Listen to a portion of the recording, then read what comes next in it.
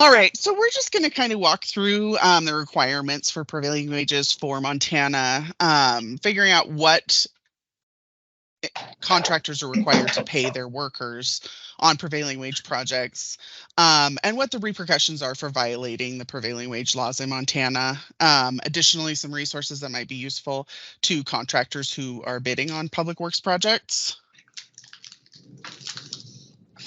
Prevailing wage is the minimum wage amount that workers on Montana public works contracts have to be paid. It is required by law and determined by the actual hours worked in a particular occupational title, classification, or trade throughout the state. There are 4 basic wage rate schedules, depending on the type of project or contract that is being let by a public agency. So, with a few exceptions, the general rules for figuring out which rate schedule a project falls under are, if you can walk into it, it's a building construction project. If you can drive on it, it is a highway construction project. And if it doesn't fit either of those, it's heavy construction.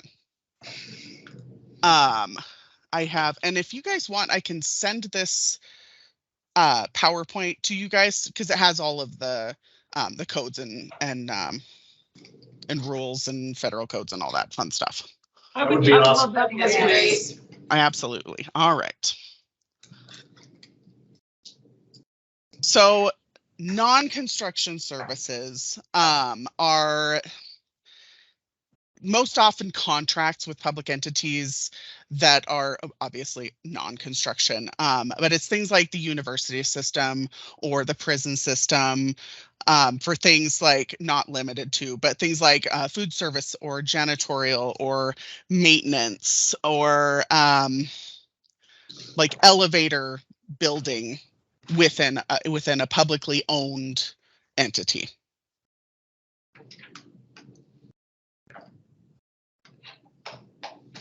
So our statistician with the Department of Labor obtains collective bargaining agreements or union agreements and completed surveys throughout the year and compiles all that data, which creates the prevailing wage rates for the following year. He sends out surveys to all of the registered contractors, ICECs, anyone who has been on a public works project in the last few years, and he works really closely with the collective bargaining units and unions within Montana that would in any way be in a trade that would relate to a public works contract.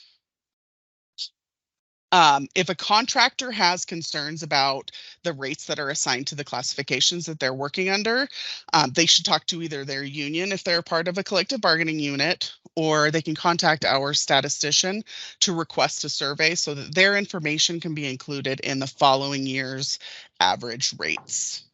Does anybody have any questions about that? Who's the statistician? His name is Mike Smith.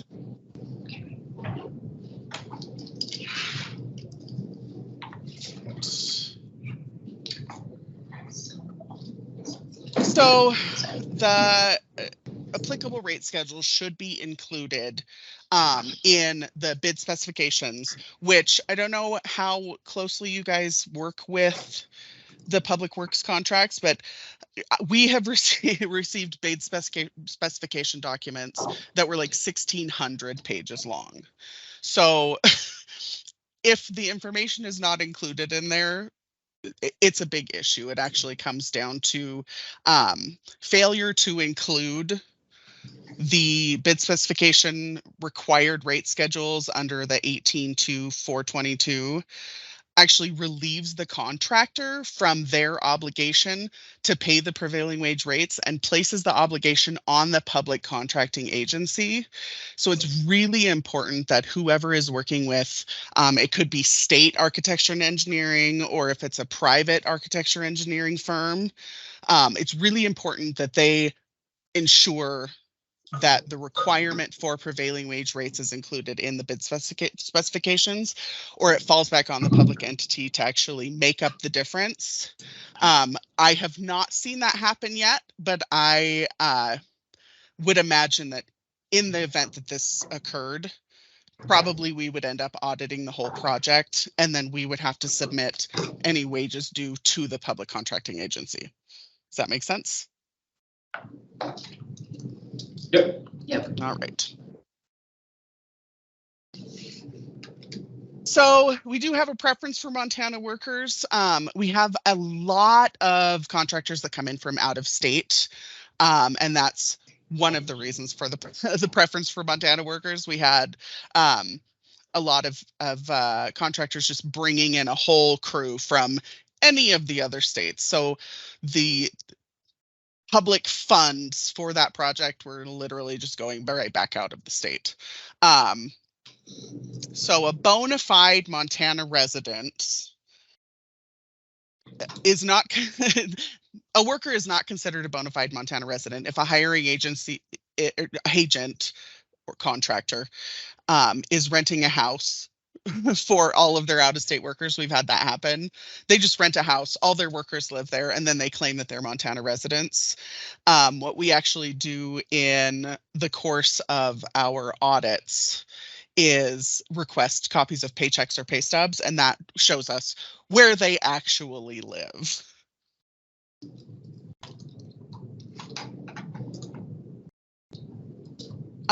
So it is required by Montana statute that the prevailing wage rate schedule that is required on that project be easily accessible to anyone who's working on that project.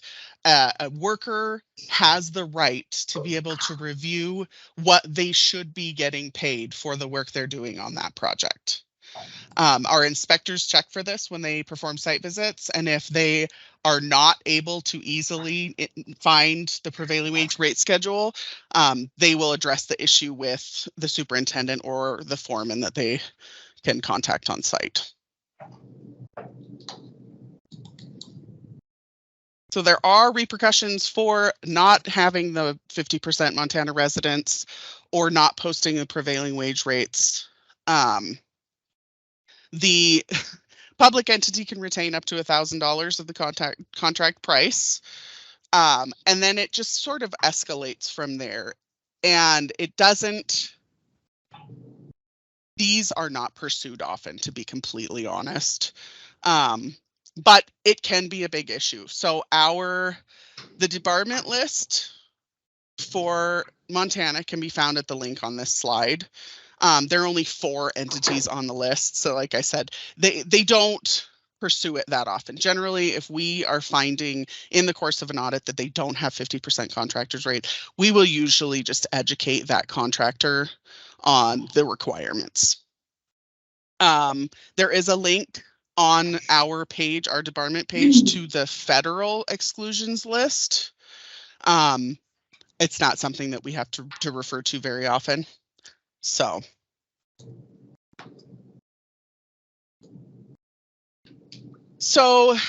worker classifications are, well, clearly super important. A worker has to be paid the correct wage for the work they're actually doing. We've had contractors previously that, for example, operator 2 has a subcategory that is just general labor, and we've had contractors that just tried to pay all of their people under general labor, but we had iron workers and we had carpenters and there were roofers and there were painters. So if you're building a government building, general labor isn't going to cover everything. So that's one of the things that our inspectors look at while they're on site. And in the course of our audits, we can do worker relationship interviews and discuss with them whether or not they feel like they were correctly paid. One of the things that we do run into is that there are an nearly unbelievable amount of workers who have no idea what they're actually getting paid. And so that's a conversation that we have to have with them. And sometimes they are shocked to find out what they're actually getting paid. So being a numbers person, that is, doesn't make any sense to me, but such is life. So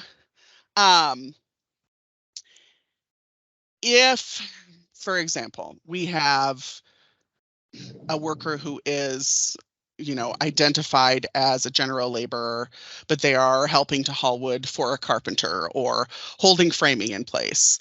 If they're doing that for less than 30 minutes in the day, then they don't have to be paid as a carpenter for simply helping a carpenter hold something in place for a few minutes. If it's more than 30 minutes, then that employee has to be paid at the correct rate for whatever work it is that they're doing. Does that make sense? Mm-hmm. Yes. Okay. So commercial suppliers are an exception to all of this, and it gets a little confusing. So when there is a question regarding commercial suppliers, or the possibility that someone may be classified as a commercial supplier, we really need to know more about what it is that they're doing. So a commercial supplier is someone who is furnishing goods and or supplies for the project. So it could be that they are simply supplying cement. They are driving a cement truck on site. They're, lowering the slide and dumping it. And that would be considered a commercial supplier. If the driver is out there with a shovel spreading around the cement, that is when they become a prevailing wage classification. So that's a broad question whether or not someone is considered a commercial supplier. So that has to be a deeper conversation with the individual or the contractor doing that work. And the administrative rule that has a really good list under that rule of examples of what would be considered a commercial supplier versus a prevailing wage worker. So these are our districts. The district maps are included in any of the rate schedules with the exception of heavy construction. Rates for heavy construction are not separated by district, and the wage rates for each classification are the same regardless of where they are working within the state. So these are our dispatch cities. They still apply for heavy construction, even though the heavy construction isn't separated by district, simply because you have to consider the dispatch city when calculating traveler zone pay for classifications that require those. So Miles City and Sydney actually were not dispatch cities until the 2021 legislative session. So Billings was the marker for calculating travel and zone pay for that entire district. And of course, that's the biggest district. So Miles City and Sydney were added, which actually took some of the burden off of contractors for paying travel and zone pay. Fringe benefits are part of calculating the total hourly amount that is required to be paid for a contractor, construction worker on a project. They have specific definitions, which are on the next slide, that are qualify as a creditable fringe benefit plan. We have had employers or hiring agents who tried to count workers' compensation insurance, unemployment, state income taxes. They tried to credit all that as fringe benefits, and that is not what a fringe benefit is. Additionally, when calculating the hourly amount paid to an employee, if an employer provides a creditable fringe benefit, and let me flip slides here so you guys can see what I'm talking about. They can be paid in cash just as part of the employee's regular hourly rate for that project, or they can be paid in actual employer paid benefits. So healthcare, retirement, insurance, vacation, tuition assistance programs, as long as it's an irrevocable contribution. So for example, if an employer provides a tuition assistance program, if the employee leaves, that money has to go with them in order for it to be considered a fringe benefit as far as prevailing wage is concerned. The hourly required amount for prevailing wage includes base, zone if it's applicable, travel pay sometimes is considered hourly, and fringe benefits. So if an employer provides fringe benefits in excess of the actual required fringe benefit for that project, they can actually take that as a credit against the required wage. So when we look at what an employee is, total remuneration to an employee that's working on a prevailing wage project, we look at the total amount of any cash that they're paid, or wages, I guess, and fringe, and that we look at the total amount. So it can be any combination of cash and benefit. Does that make sense? Yes. Okay. So the fringe benefits that are defined in the state code are kind of broad. The United States Code actually has some more specific examples of what they would include, and those are listed on this slide.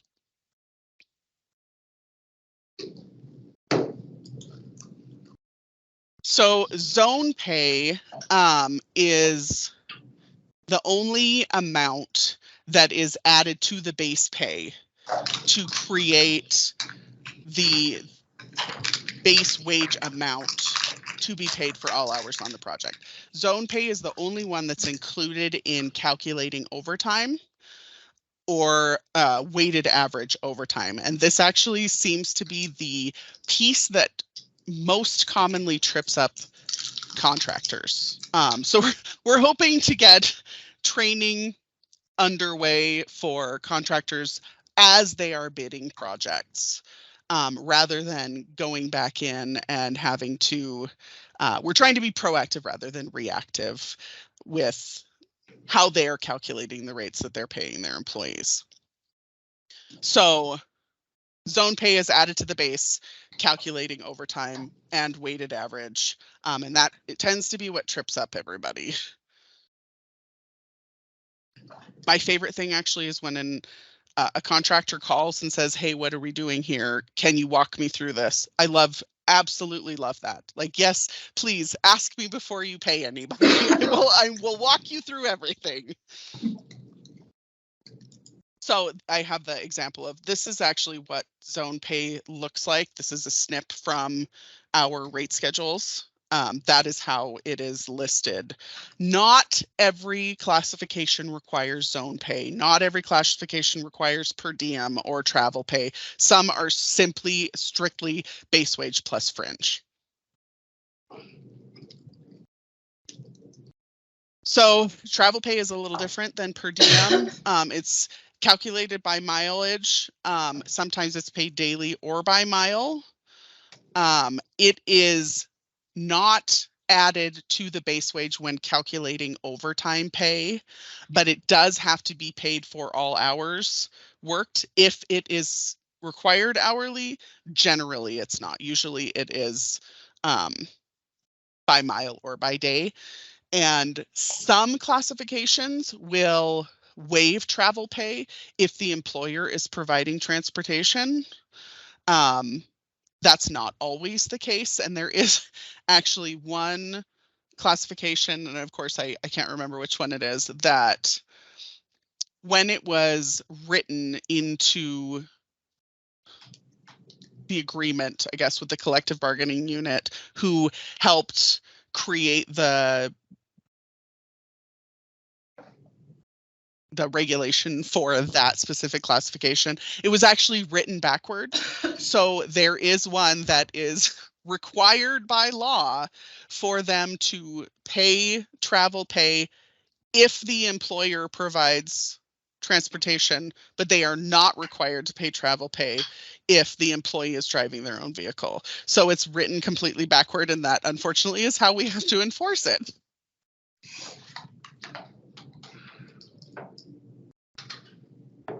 So per diem only applies when a worker is required to stay overnight away from their current lodging.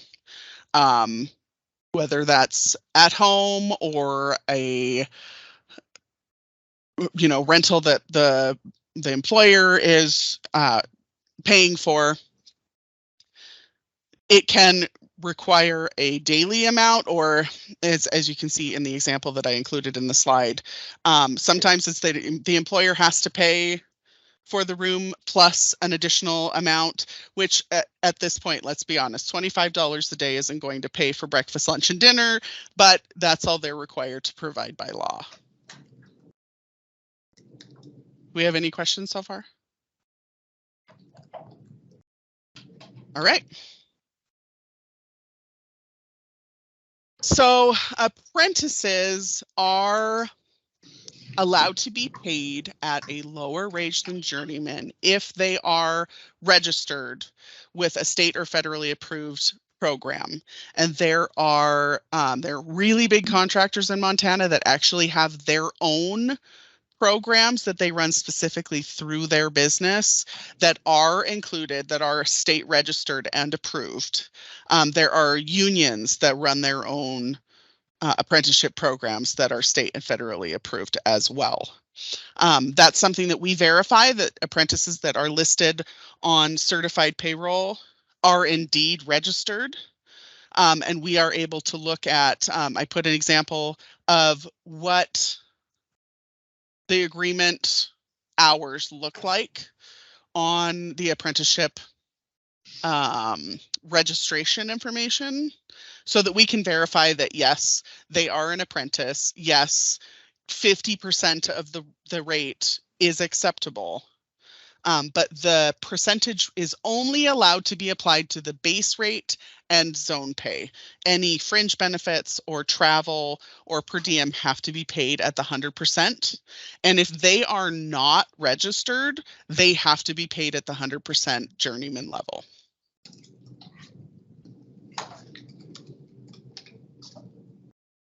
So penalties for underpayment are steep. Generally, underpayment of wages that are not prevailing wages can have up to 110% of a fine. Prevailing wage underpayment is 20% of the wages found due plus fringe, attorney's fees, audit fees, and court costs.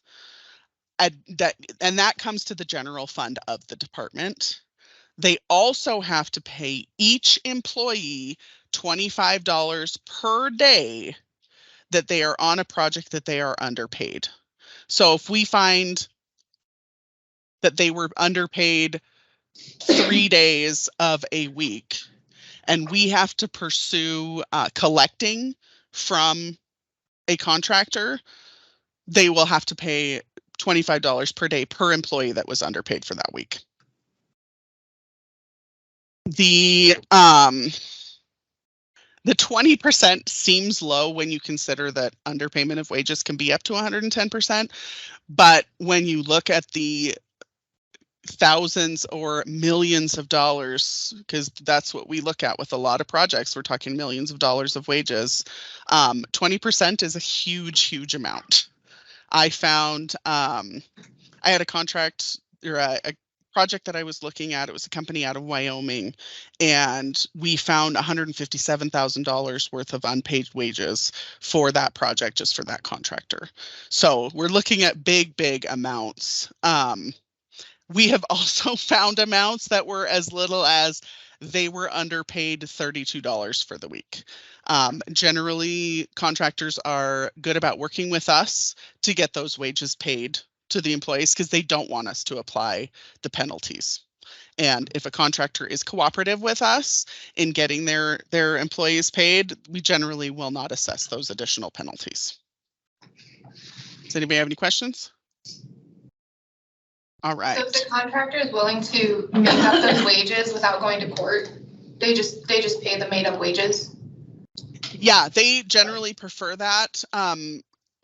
We have had contractors that simply are not in a financial situation to do that. The state does have the right to impose levies or liens against property and bank accounts in the event that a contractor is not paying their employees correctly.